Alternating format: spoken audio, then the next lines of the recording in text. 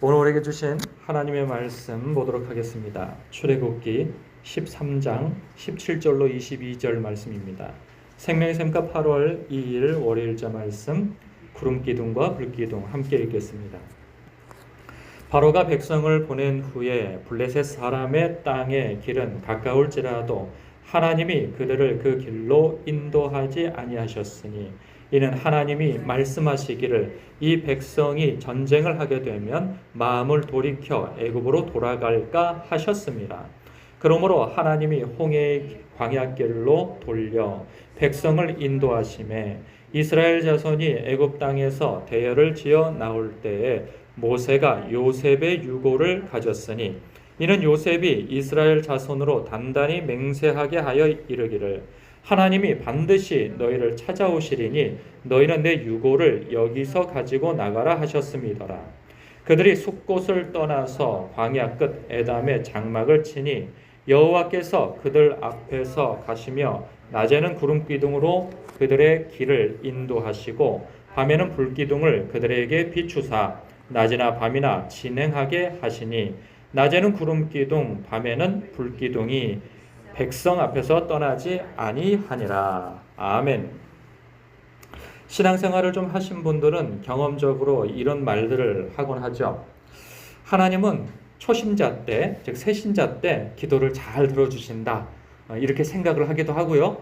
그리고 이제 새신자인 사람들에게 이렇게 조언을 해주기도 합니다. 그래서 기도 많이 하라고. 왜냐하면 하나님께서 처음 믿을 때는 기도 응답을 잘 해주신다고 이렇게 얘기하기도 하죠.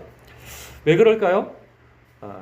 새신자 때에는 그 고난을 감내하는, 이 믿음 안에서 고난을 감내하며 믿음을 이어갈 수 있는 수준이 안 되기 때문에 하나님께서 그렇게 해주시는 거죠. 그래서 일상적인 소소한 일들에 대한 기도도 하나님께서 즉각 응답을 해주시고 그러십니다. 그래서 새신자 때 보면 막 간증이 많아요.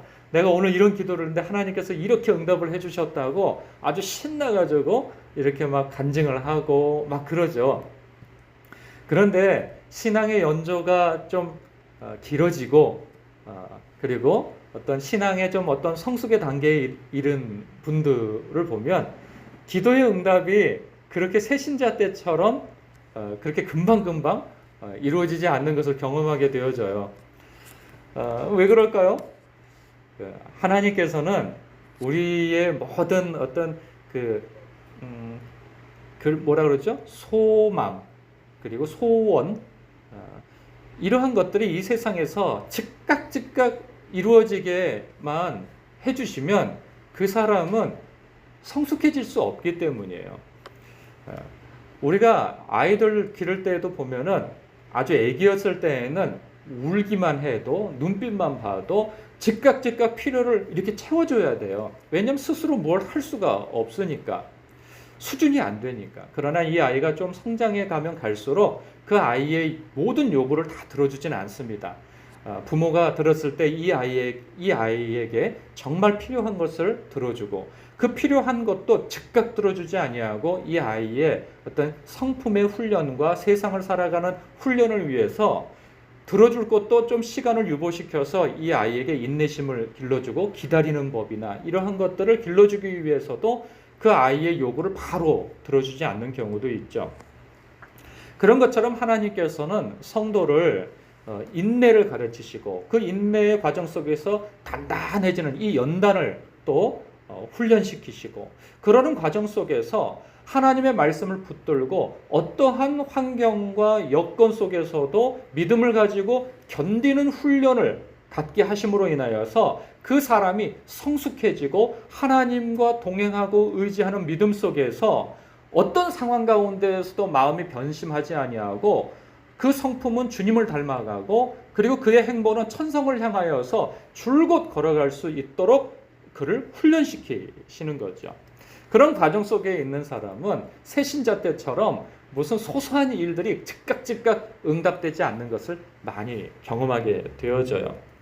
마치 그런 것처럼 오늘 본문 속의 이스라엘 백성들도 그렇습니다. 그들은 이제 예수님 유월절을 경험하고 이제 그들이 하나님으로부터 정말 구별되어져서 구원을 얻고 그리고 그들은 광야로 이제 본격적인 행진에 들어가게 되어집니다. 그들의 목적지는 가나안 땅이에요. 그 가나안 땅을 향해서 이제 첫 발을 내디뎌서 이제 본격적인 행진을 하고 나옵니다. 그런데 여느 사람들이 생각했을 때에는 이제 가나안 땅의 목적지를 향해서 가기에는 가장 좋은 길은 바로 오늘 본문에서 소개되어져 있는 이 길이다 생각했을 거예요. 이러죠. 17절에 보면 바로가 백성을 보낸 후에 블레셋 사람의 땅의 길은 가까울지라도 하나님이 그들을 그 길로 인도하지 아니하셨다 그럽니다. 그러면 이 길은 어떤 길이냐? 보면 지도를 보게 되어지면 이 애굽과 가나안 땅 사이에 그 길 가운데서 가장 좋은 길입니다. 이게 왕의 대로라 하여서 그 당시에는 국가와 국가 간의 어떤 상업도로예요. 그래서 길이 잘 닦여져 있죠. 근데 문제는 뭐냐면 그렇게 좋은 길은 다 저마다 점령하고 있다는 거죠. 이권 속에서 가장 노른자 땅 아니겠어요? 그 땅을 누가 점령하고 있냐면 블레셋이라고 하는, 우리가 성경을 읽다 보면 이 블레셋이라고 하는 국가 이름을 우리가 자주 듣습니다. 이 블레셋은 굉장히 호전적인 민족입니다. 그래서 이 가나안 땅 주변에 이 왼쪽 편이 이게 정면에서 보면 지도를 정면에서 보면 이 가나안 땅이 이게 딱 보이는데 이스라엘 땅이기도 하죠, 훗날. 그러면 이 땅 왼쪽에 보면은 이렇게 지중해가 크게 펼쳐져 있어요. 그러면 그 지중해 연안길이란 말이죠. 그래서 이곳은 배 타고도 무역을 하기도 하고 그리고 또 그 땅이 잘 닦여져 있어서 그쪽으로도 많은 무역이 일어나는 길이란 말이에요. 그래서 가장 단거리에 있으면서도 좋은 길이에요. 그런데 문제는 뭐냐? 블레셋 진영이기 때문에 그 호전적인 사람들이 그곳을 지키고 있는 거죠. 그러면 블레셋과 애굽이 서로 왕래를 하고 이 길을 통해서 줄곧 저기 시리아나 그리고 저쪽 소아시아 쪽 그 부근으로 계속 무역을 해왔을 텐데 서로 동맹 관계에 있을 수도 있는 거죠. 그런데 그 길을 지금 애굽 사람이 탈출을 해가지고 그곳을 수많은 200만의 사람들이 거길 지나간다? 그걸 허락하겠습니까? 아니죠. 곳곳에 지키고 있고 그들이 나와서 이제 전쟁을 선포하고 이제 대적을 하겠죠. 그러한 때 그들이 그 모습을 보면 전혀 군사적으로 준비가 되어져 있지 않는 그들로서는 겁을 집어먹게 되어 있습니다. 그래서 그것을 우려하신 하나님께서 그들을 배려하십니다. 그래서 17절 중간에 보면 그쪽으로 가지 않는 이유가 무엇인지를 말씀하시죠. 이는 하나님이 말씀하시기를 이 백성이 전쟁을 하게 되면 마음을 돌이켜 애굽으로 돌아갈까 하셨습니다. 그런데 이걸 보면 좀 의아하긴 해요. 왜냐하면 이 출애굽한 이스라엘 백성은 애굽 땅에서 하나님께서 행하신 10가지 기적을 체험한 사람들이에요. 놀랍지 않습니까? 하나님께서 그 큰 애굽, 그 시대의 대제국이라고 할 수 있는 그 애굽을 하나님께서 눈앞에서 박살을 내버리셨단 말이죠. 그래서 신처럼 여겨진 그 바로 애굽의 왕, 애굽의 신이라 자처한 그 사람까지도 굴복을 시키셨어요. 그런데 놀라운 건 뭐냐면 사람은 그래요. 과거에 하나님을 많이 체험했다 할지라도 당장에 오는 고난 앞에서는 또 무력해지는 게 사람이에요. 그래서 사람들은 그럴 것 같지 않은데 다시 되돌아간다는 거예요. 애굽에 이전에 살던 그 노예의 삶으로 다시 되돌아갈 유혹을 갖는다는 거예요. 근데 우리도 그런 일들을 사실 우리 주변에서 많이 경험합니다. 신앙의 초년생들이 이제 믿음의 길로 진입해 들어올 때 말씀을 듣고 그 마음에 감동을 입고 막 뜨거워지고 그래서 막 교회를 초기에 열심히 다닙니다. 그런데 얼마 지나지 않아서 뭐 교회를 다니니 뭐 머리가 아프다, 뭐 집안일이 잘 안 된다 하면서 여러 가지 우여곡절을 그렇게 우리가 볼 때는 큰 우여곡절도 아니에요. 뭐 대단한 믿음이 필요할 만한 그러한 것도 아닌 그러한 사실 충분히 이겨낼 수 있는 문제임에도 불구하고 조금의 어려움 속에서 다시 이전의 삶으로 돌아갈 유혹을 받는 사람들이 얼마나 많은지 몰라요. 실제로 그렇게 되돌아가기도 하고 말이죠. 그래서 하나님께서 그들을 배려하셔서 이러한 큰 시험을 당하지 않도록 보호하고 계신다는 거죠. 여기서 우리가 참으로 묵상할 수 있는 부분은 하나님께서 우리를 여기까지 인도해 오신 여정 속에서 우리가 견딜 만한 일들만 허락해 주셨다는 거예요. 우리가 과거에는 여기까지인가? 끝장인가? 막 이런 생각을 할 만한 일들이 얼마나 많았습니까? 그럼에도 불구하고 그 모든 일들을 견디고 여기까지 우리가 왔다는 거예요. 그것은 사실 우리가 강해서라기보다는, 우리가 뭐 믿음이 대단해서라기보다는 하나님께서 우리가 견딜 만한, 감당할 만한 그런 시험만 허락하셨고, 그리고 우리가 감당할 수 없을 것 같을 때에는 하나님께서 보이지 않는 손으로 우리를 앞뒤로 호위하셔서 그 일을 이겨낼 수 있도록 지혜도 주시고 사람도 붙여주시고, 그리고 피할 길을 열어주신 그러한 삶의 여정 속에 우리가 있어 왔다는 증거가 되겠죠. 그리고 또 하나는 무엇이냐? 하나님께서는 결코 이전의 삶으로 되돌아가는 것을 원치 아니하신다는 거죠. 그들이 다시 되돌아갈까 싶어서 배려하신 거 아니겠어요? 그 말씀인즉슨 돌아가지 말라는 거죠. 출애굽기에서 애굽은요, 세상을 의미합니다. 악한 권세자, 그 세상 권세자, 즉 악한 마귀가 통치하고 있는 그 세상을 의미한단 말이죠.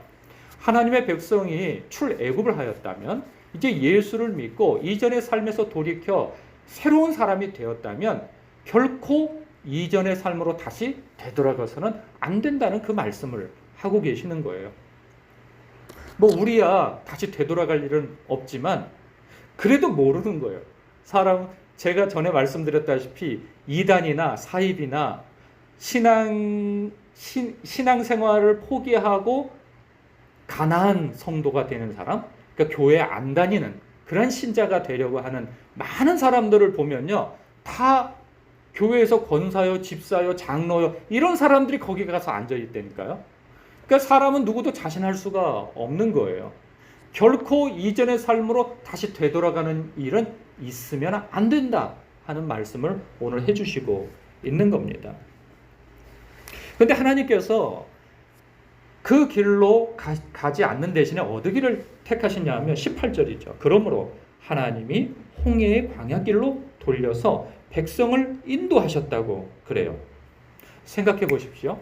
그 당시에 모세도 그랬을 것이고, 그리고 그 애굽 땅을 벗어나지 않는 대다수의 사람들도 있지만, 그리고 그 길을 왕래해 보았던, 소식을 들었던 그 길을 아는 사람들도 있을 거예요.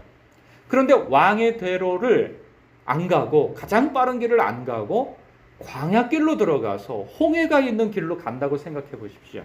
그 길을 어느 정도 머릿속에 있는 사람 같으면 이게 형통한 길입니까? 망하는 길입니까? 망하는 길이죠.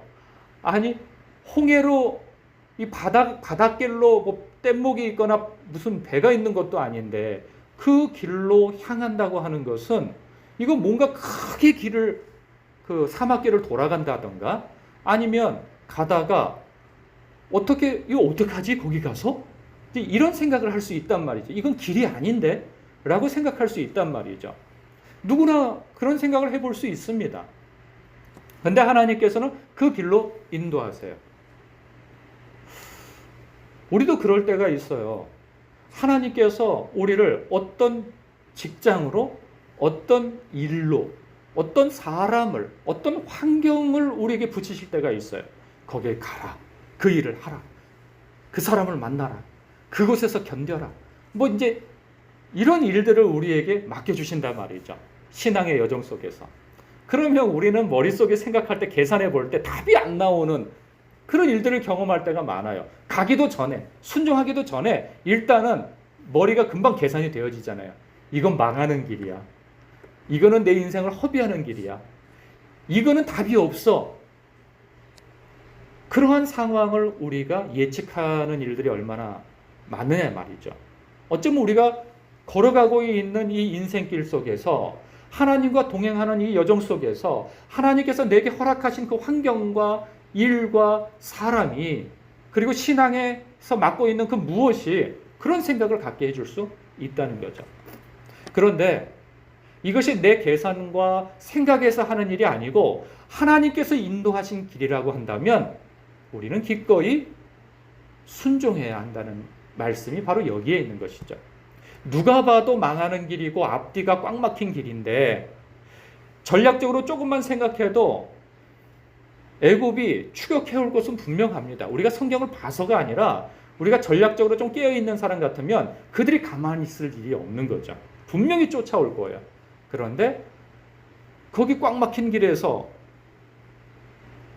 어떻게 그 길을 향하느냐 말이죠. 이거는 지혜로운 길이 아니다. 그런데 하나님께서 우리가 다 알다시피 그곳에서 엄청난 대반전을 일으키지 않으십니까? 그렇잖아요. 애굽을 완전히 박살을 내는 장소가 바로 여기인 거죠. 이런 생각을 해봐요. 만약에 그곳에서 홍해를 가르시고 하나님의 백성을 지나게 하시며 그곳에서 수장을 시키지 않았다면 애굽은 미디안이 문제가 아니라 애굽은 끝까지 그 뒤를 추적하면서 괴롭힐 민족이 되어집니다. 큰 힘을 가지고. 그런데 하나님께서 여기서 단번에 확 끊어버리시는 거죠. 그냥 다 수장시켜버림으로 인해서. 그래서 여호와 하나님이 이스라엘의 하나님이 참 하나님이시고 감히 거기를 쫓아가서는 안 된다 하는 것을 갖다 확실히 해주시는 거죠. 그러니까 그 뒤로는 애굽은 다시는 추적을 못합니다. 뿐만 아니라 여호수아서 1장을 보면 2장이죠. 2장에 보면 여리고성을 들어갈 때 거기에 라합이라고 하는 기생이 있죠. 그가 증언을 합니다. 우리가 너희들이 출애굽을 하일 때 바로를 박살내고 홍해 물을 갈라서 그 이스라엘 백성을 지나게 하시고 그리고 애굽을 수장시킨 것을 우리가 다 알고 있다. 그래서 그 이야기를 들었을 때 우리가 간담이 다 선을 했다 하면서 너희들이 믿는 여호와 하나님이 참 하나님이신 것을 내가 알았다. 그렇게 증언하지 않습니까? 그 일을 위해서 하나님께서 행하신다는 거예요. 우리의 삶 속에서 바로 하나님께서 이렇게 우리를 인도해 가신다는 거죠. 뿐만 아니라 하나님께서는요. 21절 22절에 보니까 그들이 가는 여정 속에서 낮에는 구름기둥 밤에는 불기둥으로 인도하신다고 해요. 이 말씀은요. 오늘날 하나님의 말씀 성경으로 잇대어 설명되어질 수 있는 거죠. 구름기둥과 불기둥은 하나님의 임재를 상징합니다. 그래서 그 구름기둥이 낮에는 그 뜨거운 태양을 가려주는 구름이 되어주고요. 그리고 길을 인도하는 그리고 하나님의 임재가 있어서 하나님이 우리와 함께 하시는구나 라는 것을 보게 하죠. 뿐만 아니라 거기는 일교차가 너무 심해서 밤에는 엄청 추위가 있습니다. 근데 그 추위를 불기둥으로 감싸주시고 그리고 다른 침입자나 이러한 자들에 의해서 보호하시며 그리고 길을 인도하시는 그런 여호와 하나님의 지팡이 역할을 이정표 역할도 해주신다는 거죠. 우리는 그런 생각을 해요. 와, 내가 그런 기적을 경험하는 때라고 한다면 내가 여호와 하나님을 정말 더 잘 믿을 것인데 이런 생각을 하게 되어집니다. 그들도 물론 그랬을 거예요. 기적이잖아요. 눈에 보이는 기적이잖아요. 그런데 이 눈에 보이는 기적도 자주 보게 되어지면 일상이 되어져 버립니다.